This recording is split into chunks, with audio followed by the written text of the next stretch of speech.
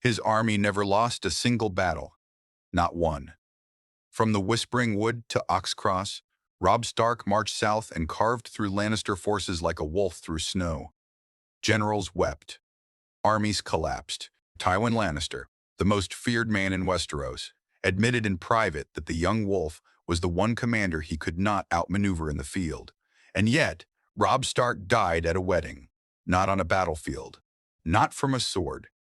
He died because he trusted the wrong man, because he married for love instead of strategy, because for one single moment, he forgot that in the Game of Thrones, feelings are a weapon your enemies use against you. But what if he hadn't? What if Robb Stark had kept his promise to the phrase? What if the Red Wedding never happened? What if the young wolf, undefeated in battle, had marched on King's Landing and won? This is that story, and it is far darker, far more complicated, and far more extraordinary than you ever imagined. Welcome back. Today we're asking the question that haunts every Game of Thrones fan who ever watched the Red Wedding with their jaw on the floor. What if Robb Stark won the War of the Five Kings? To answer this properly, we can't just say, he wins, the end. We need to go deeper. We need to understand what winning actually means in Westeros, who benefits, who suffers, what new wars are born from old victories, and whether a Stark sitting on the Iron Throne would bring peace, or simply a different kind of chaos. Buckle up. Because in Westeros, victory is never the end of anything. It's always just the beginning. To understand how Robb wins, we first need to understand how Robb wins. We first need to understand how he lost. Everything unraveled because of a woman named Jane Westerling. In the show, she's Talisa. In the books, she's Jane. But the result is the same. Robb broke his vow to marry a Frey girl. That vow was the price Lord Walder Frey demanded in exchange for crossing his bridge. The twins. Without that crossing, Robb's army couldn't move south fast enough to save his father. He agreed. He promised. And then he broke it. That single broken promise handed Walder Frey Abadier, and by extension Tywin Lannister, the justification for the Red Wedding. So here's our point of divergence. Robb Stark keeps his promise. Maybe he never meets Talisa on the battlefield. Maybe he meets her, but controls himself. Maybe his mother Catelyn intervenes early enough. It doesn't matter how. What matters is that Robb marries the Frey girl. Let's call her Roslyn, as the books name her, as promised. What changes? Everything. The Freys remain loyal. The Boltons, who conspired with Frey and Lannister to orchestrate the massacre, have no opportunity. Roose Bolton never gets to whisper. The Lannisters send their regards. And Robb Stark lives. Now the war continues. And now, for the first time, let's map out what a Stark victory actually looks like. Here is something the show doesn't emphasize enough. By the time of the Red Wedding, Robb Stark was militarily dominant. Think about what he had accomplished. He captured Jaime Lannister, the greatest knight in the realm and Tywin's beloved son, in single combat at the Whispering Wood. He destroyed an entire Lannister army at Oxcross when he slipped past their defenses in the night. His direwolf Greywind became so feared that Lannister soldiers refused to march near him. Meanwhile, Tywin Lannister was playing defense. He had retreated to Harrenhal. He was relying on Stannis Baratheon and Renly Baratheon exhausting each other. His entire strategy was delay, not victory. But then Renly died, shadow-assassinated by Stannis' Red Witch. And Stannis, instead of allying with Robb, turned his fleet toward King's Landing. This is the moment where the web of the War of the Five Kings becomes truly treacherous. In our altered timeline, Robb still faces the same problem. His forces are stretched thin. He holds the North and the Riverlands. But King's Landing is still Lannister territory. He cannot simply march south without supply lines, without allies, and without a plan for the capital's massive population. So what does Robb do? He negotiates. Not from weakness, from strength. He is undefeated. He holds Jaime Lannister. And now, with the Freys still loyal, he has a stable rear flank. His first move is to reach out to Stannis Baratheon. Stannis Baratheon is a man of iron law. He has no warmth, no charm, and no patience for games. But he has one quality that Robb Stark respects above all others. He is honest. Stannis believes with every fiber of his rigid, loveless soul that the Iron Throne is his by rights. He doesn't want it out of ambition. He wants it because it is the law. Robert was his brother. Robert had no true-born heirs. Joffrey and his siblings are Jaime Lannister's bastards. The crown belongs to Stannis. Robb, on the other hand, declared the North independent. He doesn't want the Iron Throne. He wants the North to be free. This is the deal that changes everything. Robb recognizes Stannis as king of the Seven Kingdoms. Stannis recognizes the North as an independent kingdom. It sounds simple. It isn't. Stannis's advisors, Davos Seaworth and the terrifying Lady Melisandre, have very different opinions on this. Melisandre has her own agenda. She sees Stannis as Azor Ahai reborn, the prince promised by prophecy. She doesn't want him making deals with wolves. She wants him burning enemies. But Davos, the Onion Knight, pragmatic and quiet, sees the truth. Without Robb Stark, Stannis cannot take King's Landing. Without Stannis, Robb cannot hold the South. They need each other. So the deal is struck. A raven flies. Two armies begin to move toward King's Landing from different directions. And, in the Red Keep, Tywin Lannister receives the news and does something no one has ever seen him do before. He pauses. Let's be honest about something. Tywin Lannister is brilliant. He is the most politically gifted man in Westeros. He united the realm under Robert Baratheon after the Mad King's fall. He kept the Lannisters dominant for decades through fear, debt, and ruthless intelligence. He is not a man who loses. But now, in our altered timeline, he is losing. Jaime is captive. The Tyrells, who backed him at Blackwater, are growing restless. Stannis still has forces at Dragonstone, and now a combined Stark-Baratheon army is marching south. Tywin's options are: Option 1, negotiate. Release Jaime. Accept terms. Bend the knee to Stannis and hope the new king is merciful. Option 2, fight. Fortify King's Landing. Force a siege. Hope that hunger and disease destroy the besieging army before the walls break. Option 3, escape. Flee with as much gold as possible to Casterly Rock and make the seat of Lannister power into an unconquerable fortress. Tywin chooses a combination. He begins evacuating Lannister gold from the capital, quietly using trusted men, while simultaneously fortifying the walls. He also does something darkly clever. He releases Jaime, not because he loves his son, because Jaime, walking free, complicates Robb's political situation enormously. Here's why. Jaime Lannister killed the Mad King. He stabbed him in the back while sworn to protect him. The entire realm calls him Kingslayer. He is technically a war criminal, but he is also Cersei's twin. He is also the man who, during his captivity, has been escorted by Catelyn Stark's agent, a woman named Brienne of Tarth. And somewhere on the road between captivity and freedom, something shifts in Jaime Lannister. Something that not even Tywin could predict.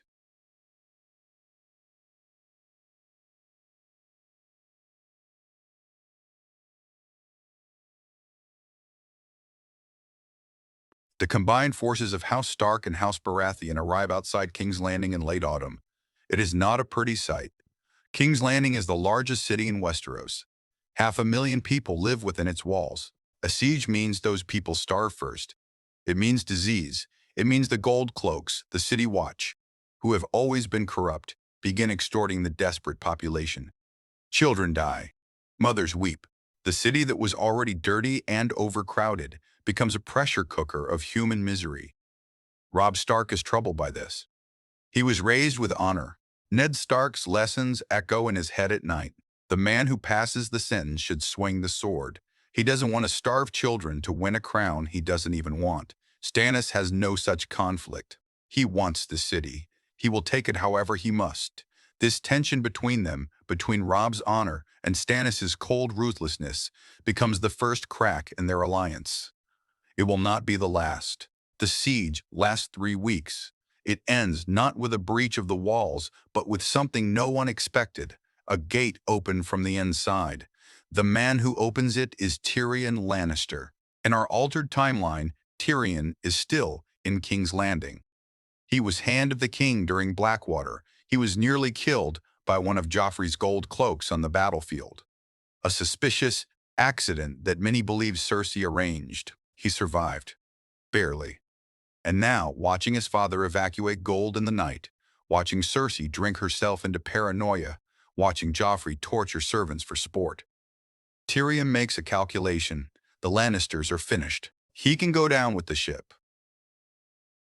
Or he can do something clever. He chooses clever through a chain of intermediaries, including a certain spider, Lord Varys, whose loyalties have always been to the realm rather than any particular house. Tyrion makes contact with Robb Stark's camp. The offer is simple. I will open the Watergate. In exchange, my life, my freedom, and a promise that the city's small folk will not be harmed.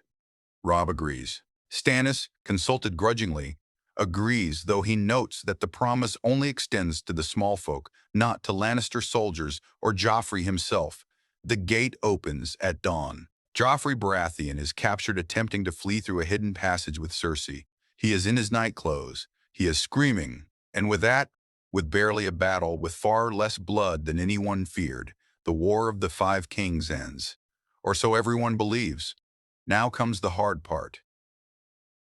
What do you do with a captured king? With a queen regent who ordered gods know what? With a family whose name is synonymous with gold, debt, and power? Stannis Baratheon is straightforward. Joffrey must die.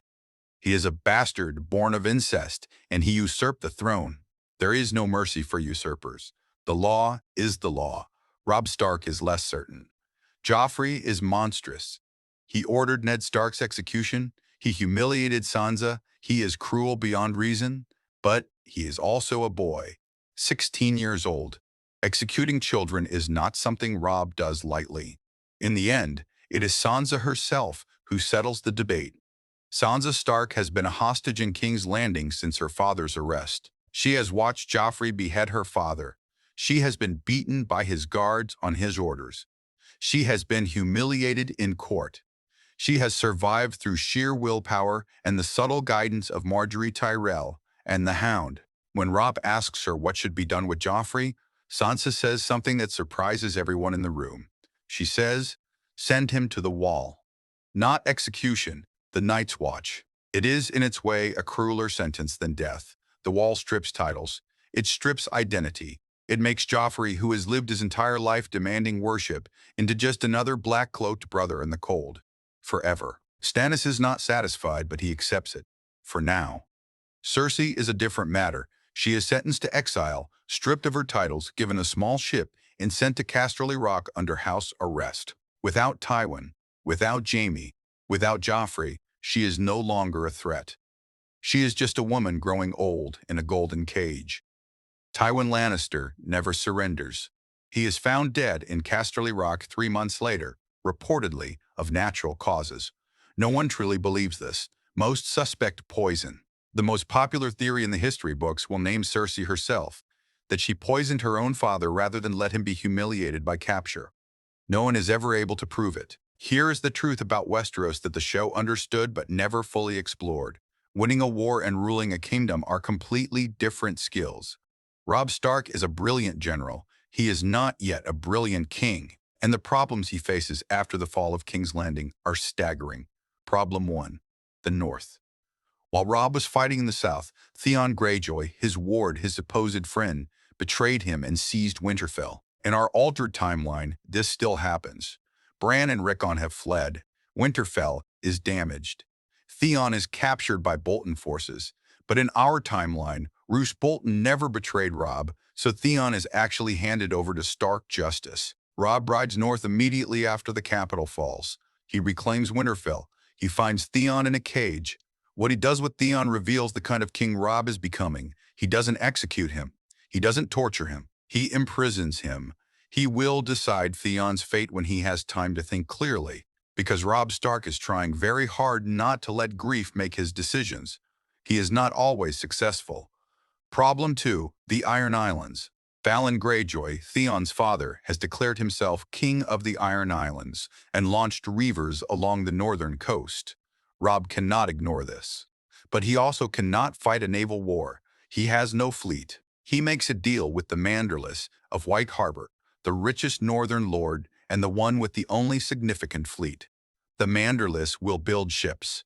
The Starks will fund them with Lannister gold seized from King's Landing. The Iron Islands will be answered. Eventually. Problem 3, Stannis. Stannis is king, technically. But he is a king with no warmth, no allies he hasn't already burned, and a red priestess who is increasingly worrying everyone around her. Melisandre is burning people. Not enemies, converts who later lapsed. People who prayed to the 7-1 too many times. Robb sends an envoy to Dragonstone. The message is polite but clear. The burning stops, or the alliance ends. Stannis, coldly furious, dismisses Melisandre's burnings as necessary, but agrees to scale them back. Davos Seaworth, relieved, thanks Robb's envoy quietly. Problem 4, the Tyrells.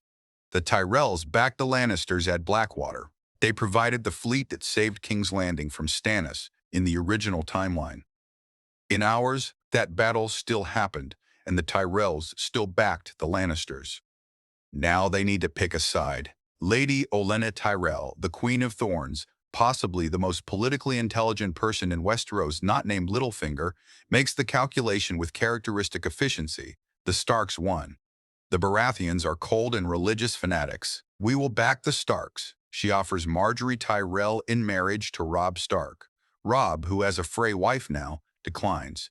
But he offers something else, Marjorie to Stannis' heir or to a future Northern Lord. The negotiations are long and complicated and ultimately result in an alliance that is more fragile than it looks. The Tyrells are not friends. They are investors. They will back whoever gives them the best return. Let us zoom out and look at what Robb Stark has actually built. He is king in the north. He is not king of the Seven Kingdoms. That is Stannis. But the north is independent. Free. It is what he and his bannermen bled for. Winterfell is rebuilt slowly, stone by stone.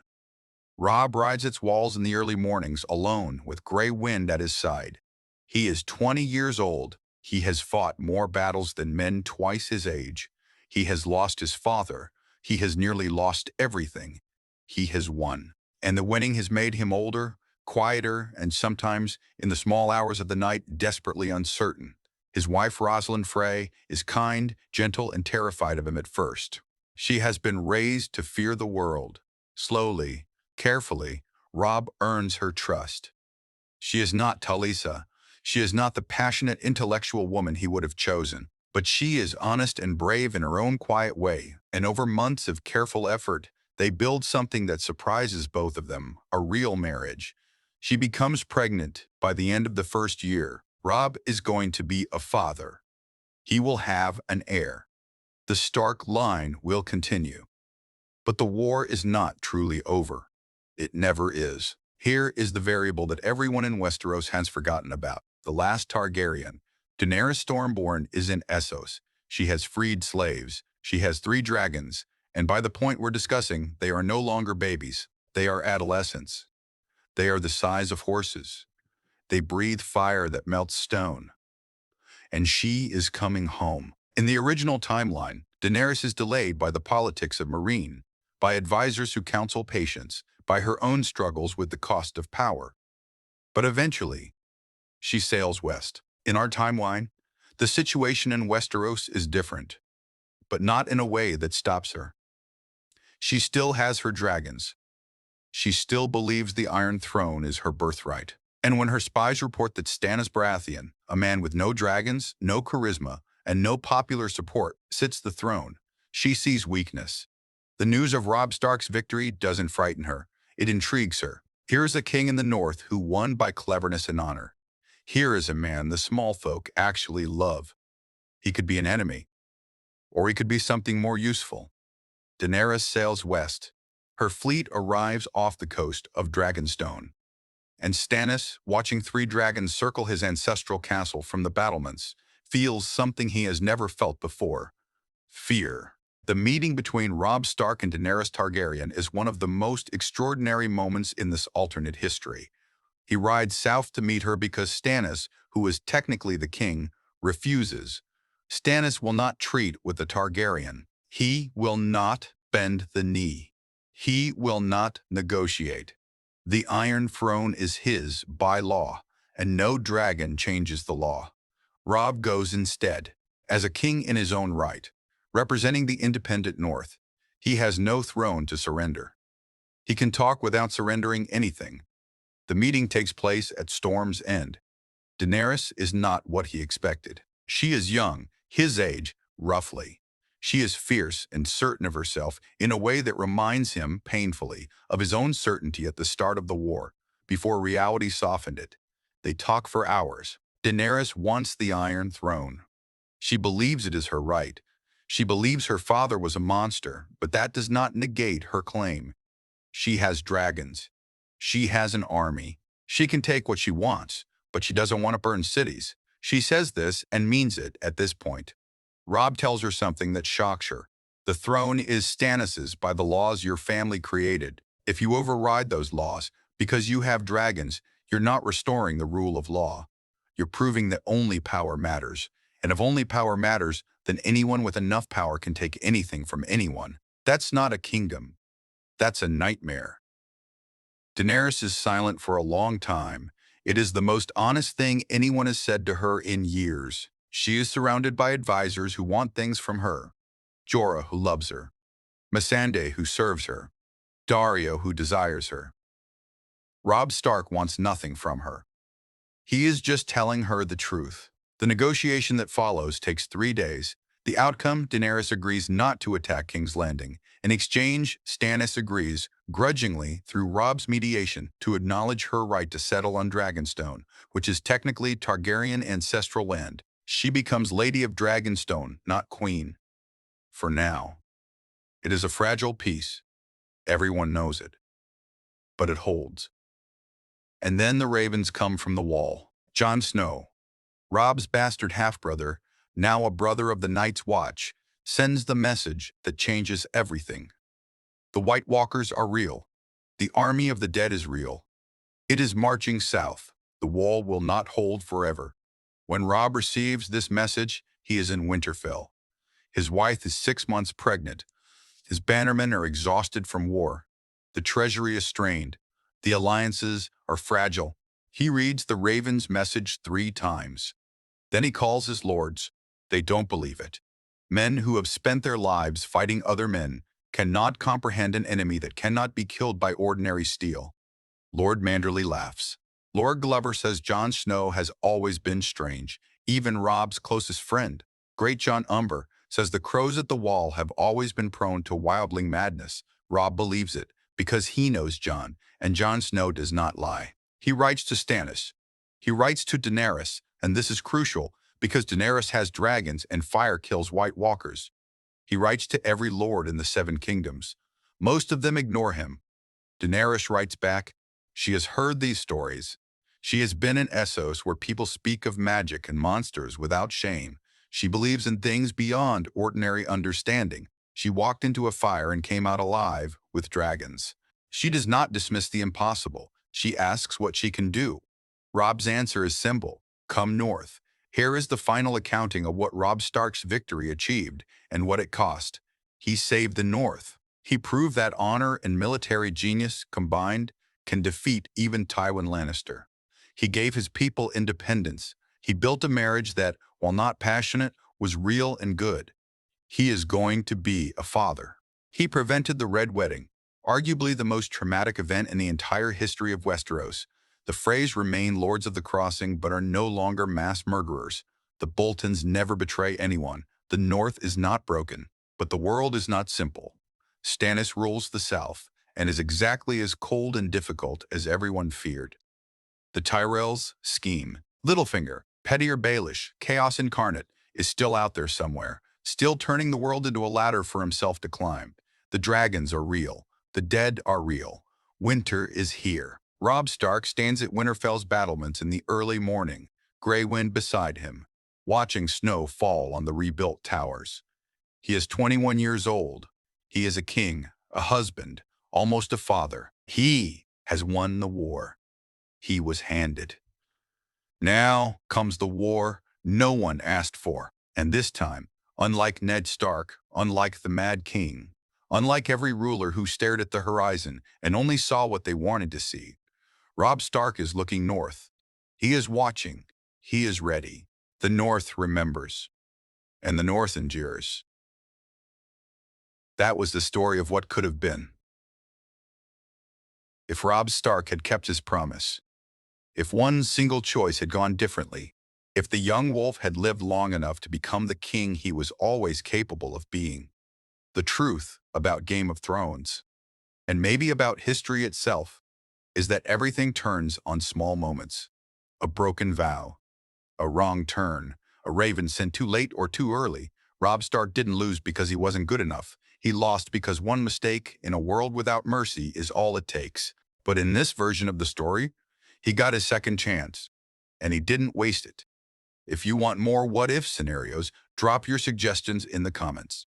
We read every single one. And if you're new here, smash that subscribe button. We do this every week. The North remembers, and so do we.